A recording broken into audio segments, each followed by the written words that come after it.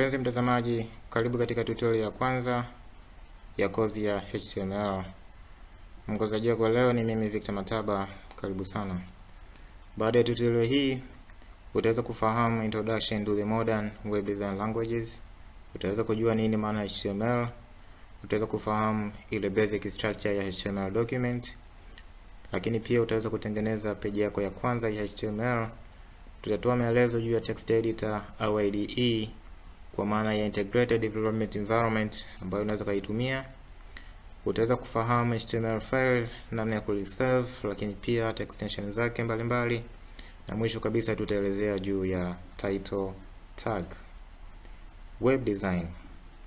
Web design maana yake ni setup ya plans ambazo kimsingi zinakuwa zinaongelea ile look and feel ya web page yako. Na plans mara nyingi huwa zinatokea kwenye main ideas. Kwenye hizo main ideas tunakuwa tuna select ideas ambazo zinaonekana ziko important as compared to other ideas. Kwa hiyo unapoona web page kama hii, maana hii hapa ni product ya web design. Ni kwamba ulifikiria kichwani kwamba nataka niwe na kitu kama hiki, kitakaa upande huu, kitu hiki kitakaa upande huu, separation distance itakuwa hivi. Mwisho wa siku utakuja execute hizo plans, alafu utakuwa na kitu kinachoonekana kama hii web page hapa. Kwa hiyo that is the web design. Unapofanya web design, kuna vitu ambavyo unaweza kuvitumia. You can even sketch kwenye ukatumia pencil and paper kufanya sketching. Kuna software mbalimbali ambazo huwa zina prototyping softwares unaweza kuzitumia kwa ajili ya kufanya design, alafu baadaye utaingia kwenye execution kama hivi. Kwa hiyo kama nilivyosema mwanzo, hii web page ni product ya design. Unapofanya good design, maana yake ni kwamba utakuwa na good product, na unapofanya bad design utakuwa na bad product. Ukiwa na bad web page, maana yake utakuwa umetengeneza bad user experience. Maana yake ni kwamba visitor wa web page atakuwa na wakati mgumu sana wa kuweza kuelewa kwamba ni kitu gani kinaendelea au anatakiwa afanye nini. Lakini ukiwa na good web design, utakuwa na web page ambayo ni self expressing, inajielezea yenyewe, inamfundisha visitor kwa urahisi zaidi kwamba fanya kitu fulani, kitu fulani, kitu fulani. Na always tuna encourage good web design rather than bad web design. Ili uweze come up with a good web design, ni vitu gani ambavyo unatakiwa viconsider au viangalie. Kitu cha kwanza kabisa ni layout. Unapoongelea layout ni relation au alignment, mpangilio wa contents kwenye web page, distance of separation kati ya content moja na content nyingine, au labda kutokea upande wa kulia wa screen, margin distance iwe kiasi gani, height iwe ni kiasi gani. Hivyo ni vitu vyote ambavyo vinahusu layout. Kitu kingine ni rangi. Rangi inakuwa ina maana kubwa sana katika web pages. Rangi inaweza kutumika kudenote state ya application, ikadenote state ya process, labda kama process imekamilika, imefail au imepause, unaweza kutumia rangi kudenote. Lakini pia kuna vitu kama graphics. Ukiangalia kwenye hii page ya Instagram hapa, tumeona kuna kama logo ya Facebook. Hivyo ni vitu kama graphics. Kuna vitu kama picha. Hivi vyote ni vitu ambavyo vinahusu graphics. Lakini pia kuna kitu kama font. Sasa hapa kuna fonts mbalimbali. Kuna font styles zinaitwa, kuna kama ile Tahoma Plain, kuna Times New Roman, kuna sans serif, kuna Papyrus, ziko nyingi. Kwa hiyo ni wewe mwenyewe unachagua fonti gani ikae wapi kwenye web page yako. Ukichagua fonti ambayo ni nzuri, utakuwa umefanya good design, lakini ukichagua ambayo ni mbaya, utakuwa na poor design. Kitu kingine ni content. Sasa the web page, contents is what you see kwenye web page yako. Kwa mfano kwenye hii page yetu ya Instagram, hizi simu unazoziona hizi content, hii form na yenyewe pia ni content. Kwa hiyo content yenyewe pia ni part ya design. Lakini kuna navigation. Navigation maana yake ni migration. Sasa labda from one web page to another web page, hiyo navigation iweje? Should it be automatic? Labda baada ya muda fulani una navigate kwenda sehemu nyingine, au inaweza kuwa tu ni switching kati ya contents zenyewe. Labda hapa unavyoona hizi picha zinavyobadilika kwenye simu. Just hold on. Unaona, that is navigation. Lakini pia kuna kitu kinaitwa multimedia. Kwenye web page yako unaweza kuamua kudisplay videos, na yenyewe pia ni part ya web design. Lakini pia hata technology pia ni part ya web design, kwamba umetumia nini katika kufanya design yako. Technology pia inachangia katika web design. Sasa kama nilivyosema mwanzo, hii web page unaiona hapa ni product design, kwamba unapoanza kuexecute design yako utakuwa na product kama hii. Sasa unatumia nini katika kuexecute hiyo design yako? Sasa hapo ndio tutaingia kwenye hizi design languages.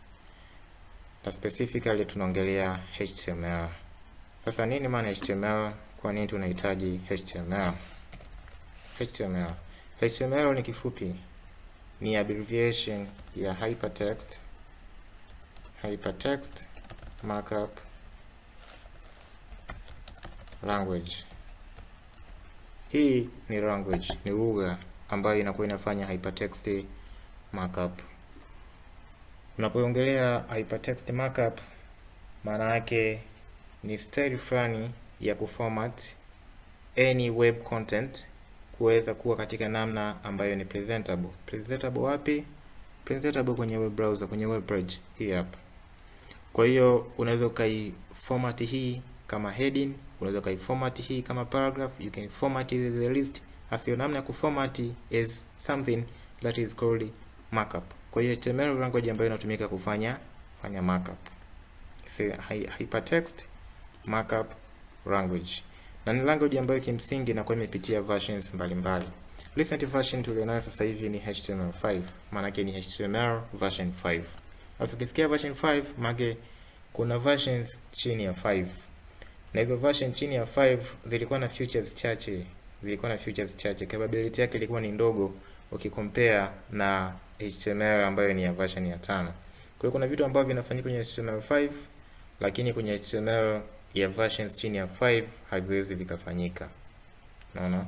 Kwa hiyo area web design zilikuwa zinafanyika kwa hizi versions below HTML5. Lakini sasa hivi with HTML5 maana yake kuna uwanja mpana sana wa kufanya vitu vingi bila kupata support ya languages nyingine. Yaani HTML peke yake inaweza kufanya hicho kitu.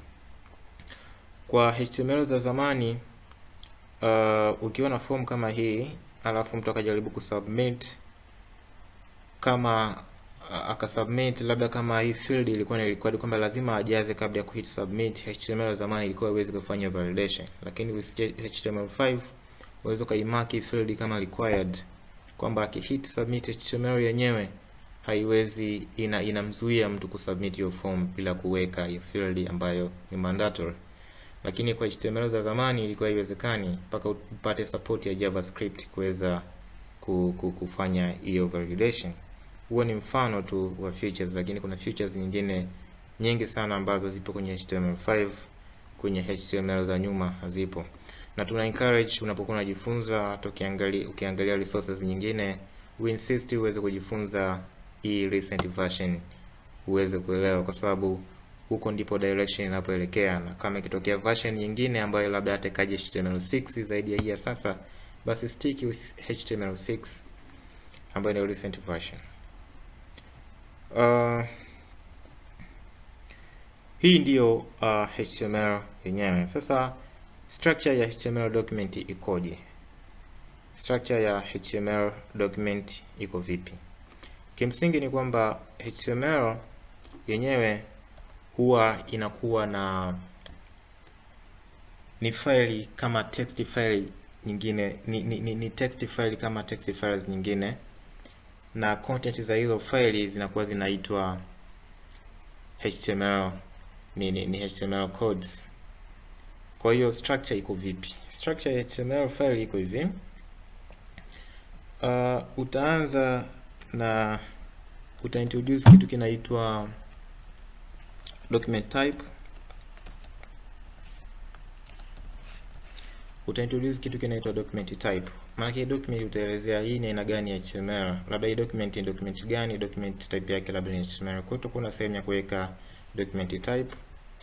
Hapa uta open HTML tag. Hiyo itakuwa ni sehemu ya pili. Sehemu nyingine uta open head tag. Utakuwa ume open head tag, maana yake ni kwamba utaanza sehemu ya head, lakini pia uta supply head contents. Utakuwa na contents za kwenye ile head. Kama head kuna vitu ambavyo tutaviona tu baadaye, usina wasiwasi, lakini utakuwa una supply hizo contents za head, and then uta close, sorry kidogo hapa. Baada ya hapo uta close hiyo head tag, lakini usha close head tag, utakuja uta open body tag. Usha open body tag, uta supply body contents.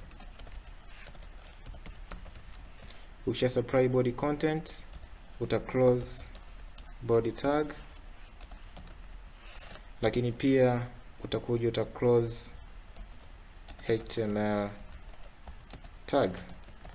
Kwa hiyo kama inavyoonekana hapa, maana yake ni kwamba utakuwa na document type, utaisupply. Baada ya hapo utakuwa utafungua HTML tag kama ilivyo. Kwa hiyo hapa tume open HTML tag katika mstari wa pili, lakini tume close HTML tag katika mstari wa 9, kwa hiyo mstari wa 9. Kwa hiyo popote ambapo pako between is opening tag na opening and closing of HTML tags, maana yake hizo inakuwa ni scope ya HTML document yenyewe. Lakini pia utakuwa na head tag, na ndani ya head tag kuna vitu vingi sana vitakuwa vinafanyika humu. Lakini pia utakuwa na body tag. Sasa unapoona body, maana yake ndio kama sehemu mama, sasa ile majority of the contents inakuwepo pale.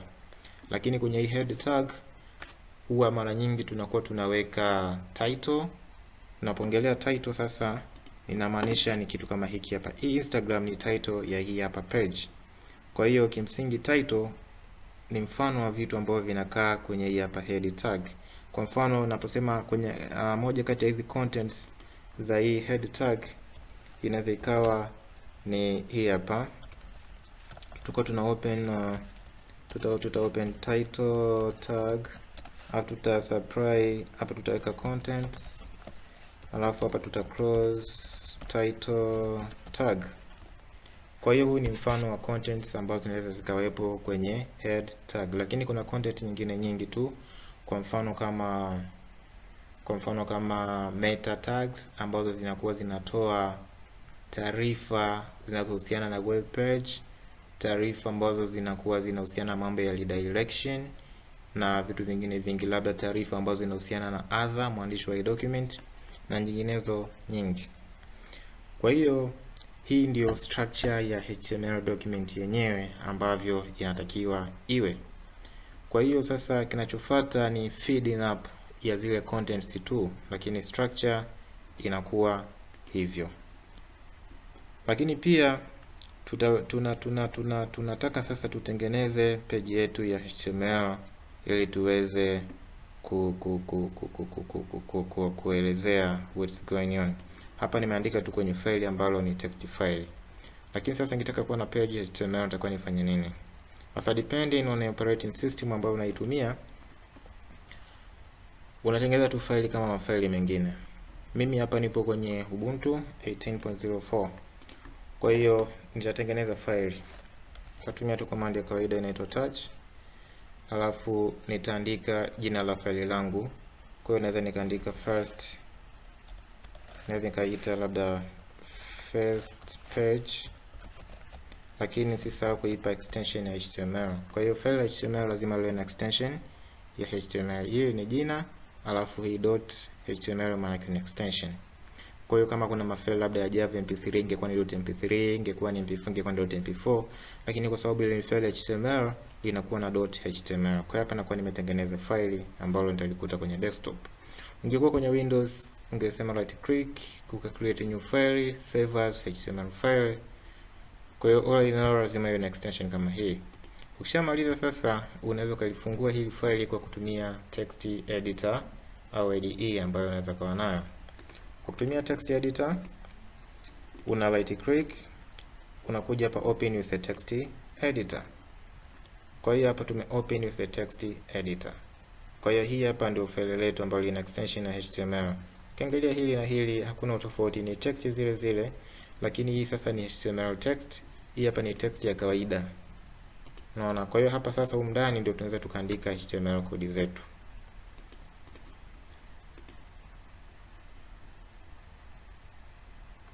Naam. Kwa hiyo hii structure ambayo niliweza kuielezea hapa, supply document type, open HTML tag na zinginezo nyingi, tukitaka kuandika sasa katika ile actual structure yenyewe inakuwa hivi. Kuna kitu kinaitwa tag. Unaweka hiyo ni alama inaitwa less than kwenye hesabu. Utaandika doc type kama hivi. Doc type, utaacha space, afu utaandika HTML, utafunga. Hii hapa inaelezea aina ya hii document ni HTML. Lakini kumbe document type ingeweza kuwa ni text file, ingeweza kuwa labda ni whatever, lakini ya kwetu sisi ni HTML. Baada ya hapo kuna kitu kinaitwa open HTML tag. Open HTML tag maana yake unafanya nini? Unafanya kitu kama hiki hapa hivi. Hapo unakuwa umefungua HTML tag. Maana kinachofuata hapa sasa ni kuandika vitu vyote ambavyo viko related kwenye HTML. Baada ya hapo tunakuwa tuna open head tag. Hapa tuta open head tag. Maana head tag utaandika hivi head. Hapo unakuwa ume open head tag. Lakini baada ya hapo kinachofuata ni ku supply head content. Na nikatoa mfano wa contents ni ku open title tag, ukaandika content, alafu ka close title tag. Kwa hiyo hapa hivi tutakuwa tuna contents za head tag, kwa tutakuja tuta supply contents. Kwa hiyo hapa ninafunga head tag.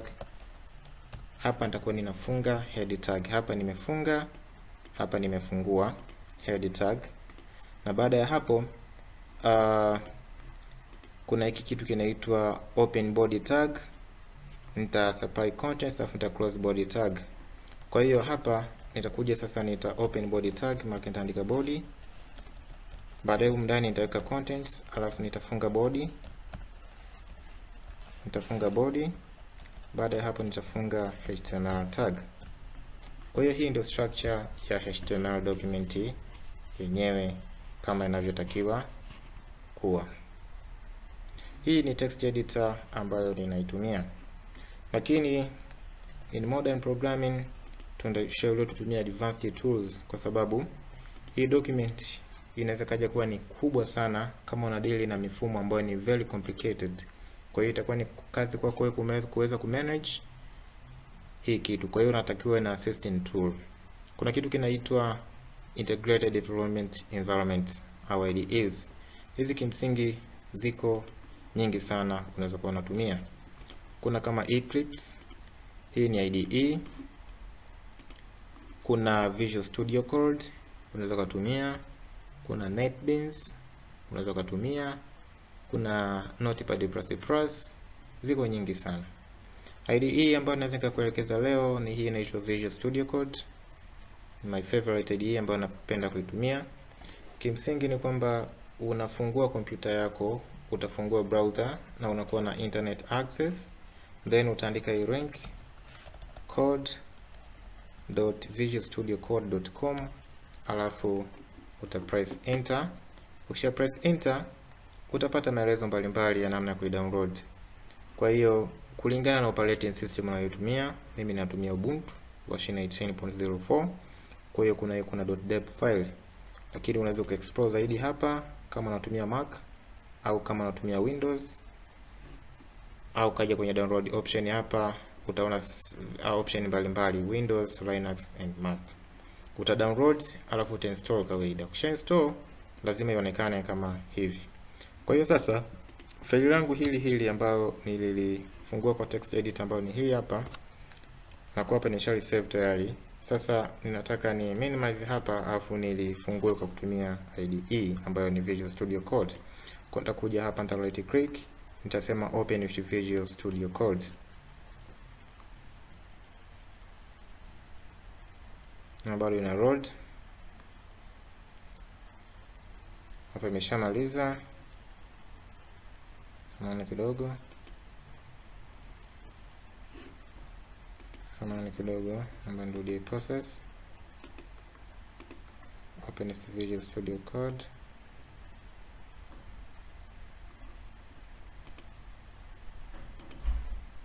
Open file, desktop, first HTML page. Kwa inaonekana kama hivyo. Sawa. Kwa hiyo hii ni integrated development environment. Hii hapa inakuwa na tools mbalimbali ambazo zinaweza kufanya kazi ya development iwe rahisi sana. Inakuwa na extensions mbalimbali ambazo zinaweza kukusaidia kuweza kufanya kazi yako iwe rahisi. Kuna tools mbalimbali, kwa mfano naweza nikaiformat document yangu ikawa na muonekano mzuri kama huu, uko umeipangilia vizuri. Lakini pia unaweza kutumia hii IDE kuweza kugenerate structure kwa wepesi zaidi. Naweza nikadelete hivi vitu vyote, nikatumia shortcut exclamation mark, alafu press enter, nikawa nimetengeneza basic HTML structure ndani ya sekunde kadhaa. Kwa hiyo hii ndiyo basic HTML structure. Tunaweza tukaifanya hiyo kwa kutumia our text editor au tukatumia IDE. Kwa tunashauri tumia IDE kwa sababu ina support tools mbalimbali ambazo tunaweza kuzitumia. Kwa hiyo quickly, hii ni document type ambayo tunakuwa tumeiweka hapa.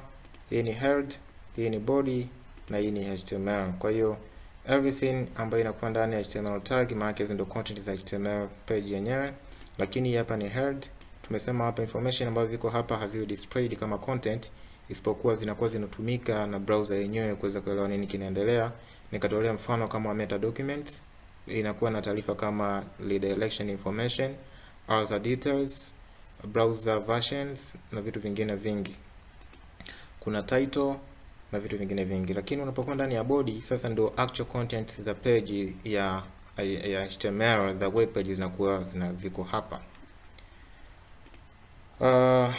Kinachoendelea sasa ni kusave HTML file with various extensions. Extension kama tulivyosema ni kitu ambacho kinakuwa kinaongelea aina ya file. Ukiona file labda limeandikwa aa.mp3, unajua kwamba hii ni audio file ya mp3 file. Ukiona something.mp4, unajua hii ni mp4 file. The same ukiona labda ni java file, labda ni py, unajua ni python file na vitu vingine vingi. Kwa hiyo sisi ukiona file lina extension ya HTML, maana yake tunajua hili ni HTML file. Lakini HTML sio extension pekee ya HTML document. Kwa hiyo kuna extension nyingi sana za HTML document na kila moja inakuwa ina maana yake. Kwa hiyo nitaelezea chache na nitaongelea standard ambayo iko chosen ni ipi, kwamba uchague ipi uweze kuendelea nayo. Kuna extension mbali za HTML. Kuna DHTML. DHTML maana yake ni dynamic HTML. Sasa unapoongelea dynamic HTML maana yake ni HTML file ndio, lakini inakuwa na dynamic codes. Ni codes ambazo zinakuwa zina migration. Inaweza ika content zinaweza zinabadilika without using interaction au without reloading au redirections zozote, automatically zinakuwa zina change. Kwa hiyo ni codes ambazo zinakuwa kimsingi ni dynamic. Lakini aina nyingine ya extension ni PHTML. Kimsingi hii ni HTML file ambayo inakuwa na PHP codes, na ni codes ambazo zinatumika kugenerate code za HTML kabla ya hii HTML page haijawa loaded kwenye client. Kwa hiyo hii PHP inakuwa ipo kwenye server na ita run kugenerate HTML codes kabla hii page haijawa rendered kwenye client. Client ni kompyuta yako wewe, inakuwa ina access servers. Sasa upande wa servers ndio kuna logic ambayo imeandikwa kwa PHP ina generate HTML codes ili ziwe displayed kwenye browser ya kompyuta yako. Lakini extension nyingine ni JHTML. ni JHTML. HTML maana yake ni kwamba kama ilivyo kwa PHTML ni same logic, same explanation, isipokuwa tu language iliyotumika hapa kama server side scripting language ni Java, na kuna files extension nyingine mbalimbali kama RHTML, maana yake na yenyewe ni vile vile, isipokuwa hii inamaanisha Ruby on Rails na nyinginezo nyingi. Kuna extension nyinginezo mbali kama MHTML na nyinginezo nyingi. Kuna .htm, hii hapa ilikuwa inatumika kwenye versions za nyuma za Windows kwa ile ku minimize disk space. Kwenye ASCII presentation hii HTML inakuwa inachukua size kubwa kwenye memory kuliko HTML kwa sababu ina herufi chache, ile ina herufi nyingi. Kwa hiyo ilikuwa ni strategy za ku minimize disk space.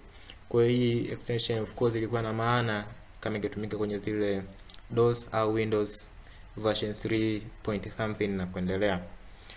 Lakini tuna hiyo HTML yenyewe ambayo tunakuwa tunaitumia. Kuna nyingine nyingi utaziona .xhtml, tusicomplicate sana. Lakini kuna ile standard kwa maana ya upgrade version ya HTML. Of course ukitaka kujua au kudig deep unaweza kuangalia hizo version, lakini the grade one is HTML, a simple version, a simple extension ambayo unaweza kuwa unaitumia katika ku display contents za web page yako. Go is .html, lakini in your later plans unaweza kudig zaidi kwenye zile nyingine uweze kuelewa zinafanya kazi gani. Kwa hiyo throughout our tutorial tutakuwa tunatumia .html extension. Tunakuja kuangalia title tag ni kitu gani. Tukirudi kwenye page yetu, page yetu tumeandika first page ya HTML. Tukasema kwamba hii ndio workflow jinsi ilivyo, na hapa ni kwenye head section. Tusema kwamba kwenye head section tunakuwa tunaandika vitu ambavyo havi displayed kwenye web page, lakini tukasema kwenye body ndio kunakuwa kuna contents zenyewe. Kwa hiyo kwenye head tunaandika vitu ambavyo ni taarifa, ni vitu ambavyo vinakuwa ni kama maelekezo kwenye browser. Kimsingi ni maelekezo ambayo browser itakuwa ielewe about that particular HTML document. Kwa hiyo hapa kimsingi nataka niweke, kuna tag inaitwa head. Kwa hiyo naweza nikaandika head, ni title, na maanisha title ya page yangu. Kwa hiyo kwenye hii title ya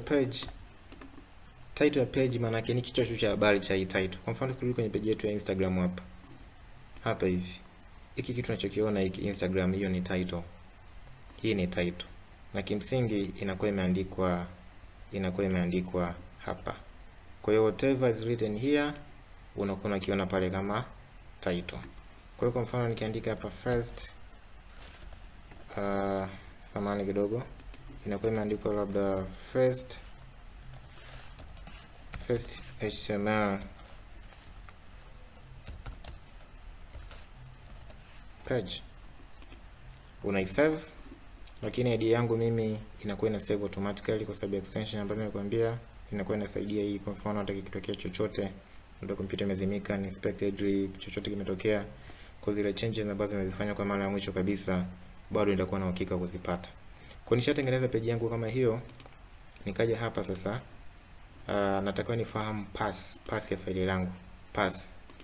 Lakini ili uweze kujua path ni rahisi tu, unakuja hapa unasema properties. Ukisema properties, kuna hii imeandikwa parent folder, maana hii ni path ya faili langu. Kwa nitaichukua hii hapa, hii path ya faili, kwa sababu HTML inaweza kuwa interpreted in a browser. Kwa hiyo nikienda kuiweka kwenye kama path ya browser kwenye address bar, maana na expect hiki kitu kilichoandikwa ndani ya ile faili kitakuwa interpreted. Kwa hiyo nitakuja kwenye browser yangu hapa, naweza nikaongezea tab nyingine, nikawa nimepaste hapa. Baada ya kupaste nitaongezea slash, alafu nitakuja nitachukua tena jina la faili ambalo kimsingi ni hii hapa first page.html, nitacopy, alafu nitakuja nitaongezea hapa, nitapaste, alafu nitapress enter. Kwa hiyo nikipress enter utaona hiki kitu kimeandikwa first HTML page. Hii ndio title yetu. Unaona? Hata kirudi hapa kwenye page ya Instagram tukasema labda inspect, tukapanda huku juu, tukaexpand, tukatafuta kitu kinaitwa title, unaona hii hapa ni Instagram, ndio kitu ambacho kinakuwa kinaonekana hapa. Asante sana, mpaka hapo, huo ndio mwisho wa tutorial yetu ya kwanza. Mpaka wakati mwingine.